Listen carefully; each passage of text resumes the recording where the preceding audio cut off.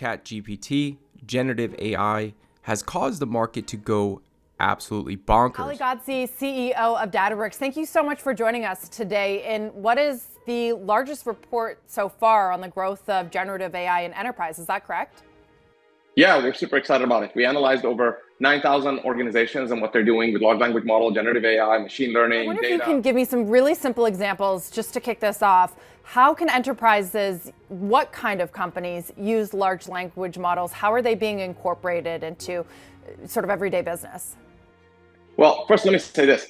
Every organization we talk to say that they have a mandate from the CEO, from the board. They need to do something with generative AI. So everybody's doing something. But having said that, the obvious ones are customer support, automating that. That's top of mind for everyone. Reminding me much of a bubble we had back in 99 to 2001. Back in that day, there was a company named Microsoft that basically traded sideways for over 20 years and then exploded up as the web and the internet use has become a daily part of our lives. Now AI is on the table, and there's a very similar setup to a company who's been running in quicksand but has all the tools to capitalize on the AI movement, along with strong fundamentals. Now, before ChatGPT came out, IBM had Watson, a computer answering all your questions, and this was introduced in 2010. And over the last 5 years, we can see here that IBM has done absolutely nothing, pretty much dead money, but has a very strong dividend of over 5%. With all these companies now becoming trillion-dollar market caps, we can see here that IBM is only sitting at a $117 billion market cap. With companies like C3 AI exploding up in revenue, nearly tripling its valuation, IBM hasn't even moved. But yet they have tons of stuff in the pipeline. As inflation ticks up and wages go higher, companies are now laying off people to grow their bottom line and their top line and lean more on AI.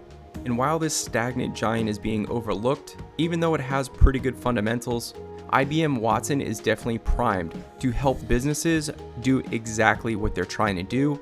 And what better brand than IBM, a company that's been around for over 100 years, that has AI in their business model, that helps businesses run efficiently, that has cloud protection and security. If they do not capitalize in this market, then I don't think IBM will ever capitalize.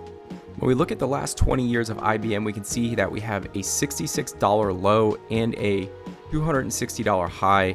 And basically, the stock has done nothing but shoot directly up in the air and slowly sell off over the last 20 years, making this one hard to swallow. And if it wasn't for that juicy dividend, I don't think a lot of people would be really interested in IBM. As I stated before, I'm seeing a massive correlation with Microsoft during the dot-com bust and IBM during the AI bubble that's being formulated. Just like Microsoft, this company is being completely overlooked. The footprint is already there for IBM. They have tremendous amounts of credibility, relationships, and strong fundamentals. And those strong fundamentals can buy up those cheap companies that could be competitors. So what is a good price to pay for IBM?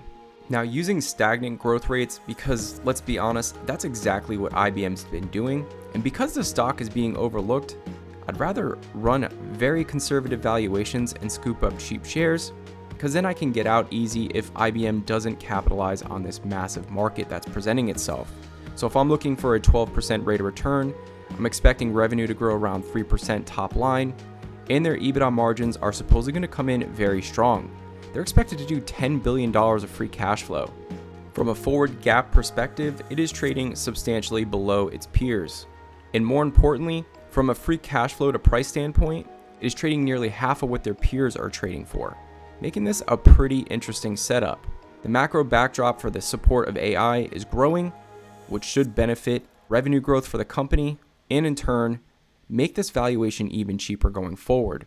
So with them doing roughly 2 to 3% top line growth over the next 10 years, I get between a $100 and $109 price target to get a 12% return. And the stock is trading at $128 a share right now, which is starting to make this pretty interesting. I think the risk versus reward on a company like this is extremely high, especially if you can get it under $100 a share. But it has hit the low 100s numerous times, and it looks like it could be heading back down to those levels once again, which is making this very, very interesting. Now, the growth in the company is not anything to be excited about, growing roughly 3 to 4%, which is exactly what we have going forward. But there's a lot of big tech companies in the triple Qs that are roughly growing 3 to 5% that have added billions of dollars to their market cap, leaving a company like IBM in the dust, even though that this macro backdrop does support their business model. Just something to think about. As always, appreciate your time. Thank you so much for spending it with me, and we will see you in the next one. Peace.